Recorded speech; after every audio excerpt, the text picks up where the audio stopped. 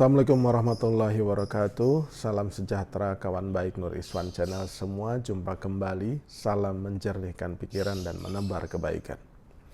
Kawan baik, seiring dengan silaturahmi Mas Anies Rashid Baswedan ke berbagai tempat, diikuti oleh 3 upaya untuk mencegah safari ini berjalan sukses.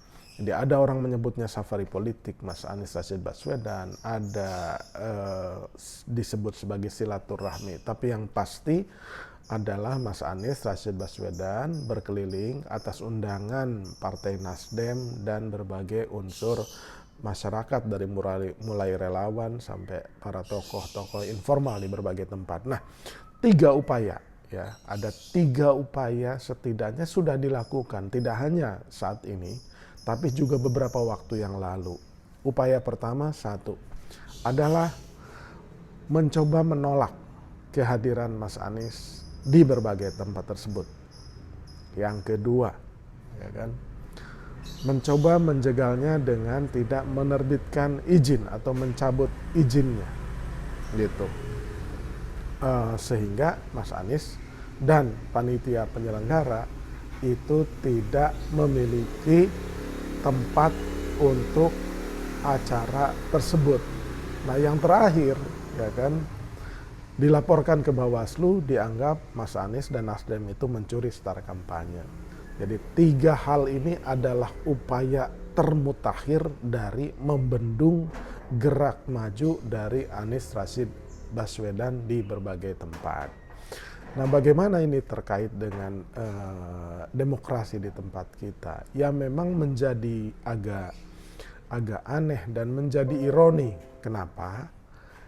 Karena 3 upaya ini seolah-olah hanya untuk figur Mas Anies Rashid Baswedan saja.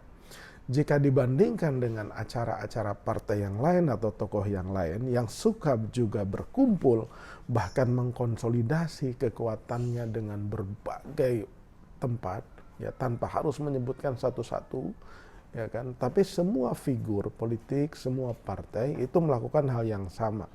Tetapi, ya kan, upaya pencegahan kepada Anies Rashid Baswedan ini menjadi kekecualian. Ya, pertanyaannya, kenapa hanya Anies Rashid Baswedan saja yang berupaya untuk dicegah?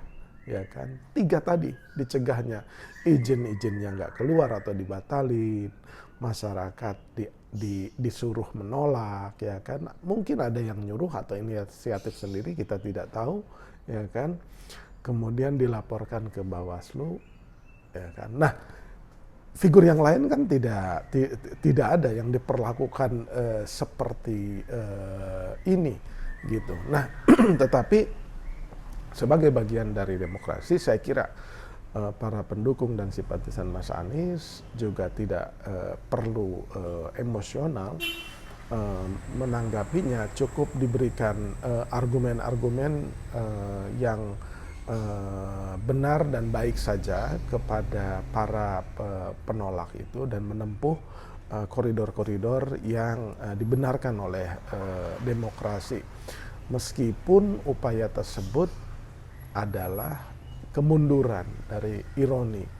Jadi seperti telah disampaikan oleh banyak pihak juga termasuk kami di Nur Iswan Channel, biarkanlah semua figur itu memperkenalkan dirinya, tidak perlu ada upaya menolak, ya kan, seperti pasang spanduk di Jawa Timur itu, di Bondowoso tepatnya, di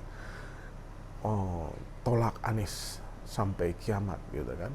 Kemudian di waktu Mas Anies ke Aceh, ke Medan, ke Sumatera Barat, ya kan, bahkan ke Papua, itu ada unsur masyarakat yang menolak kedatangannya, ya kan.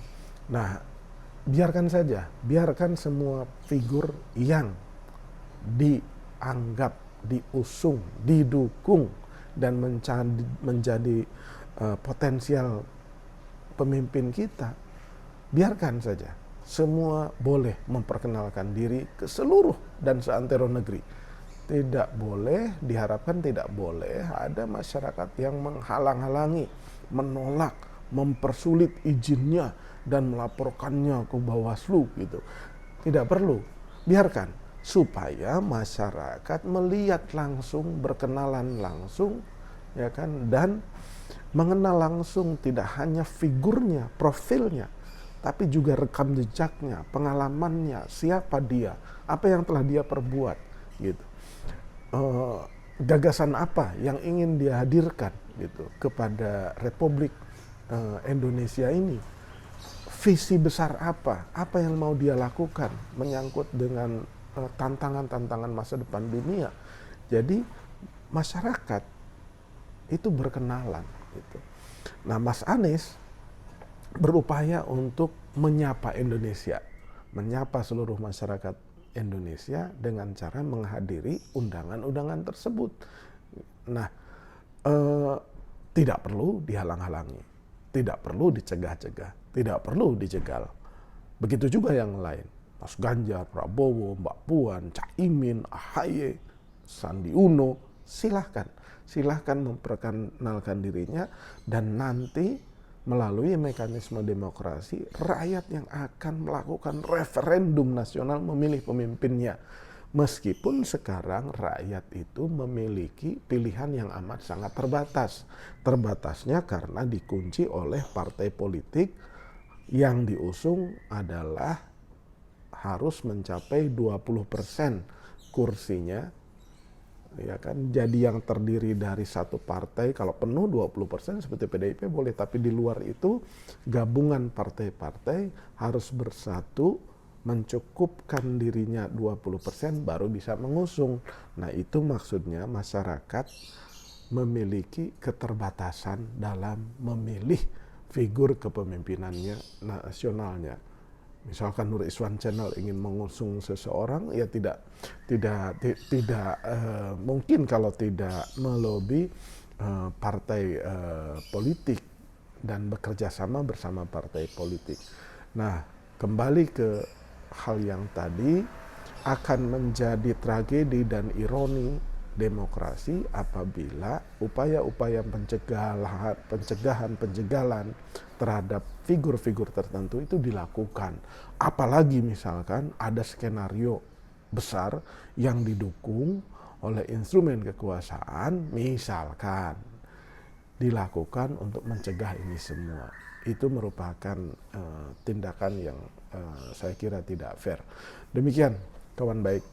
Mudah-mudahan bisa memberikan pemahaman yang lebih baik kepada kawan baik semua. Jangan lupa subscribe, like, share, dan komen Nur Iswan Channel. Terima kasih.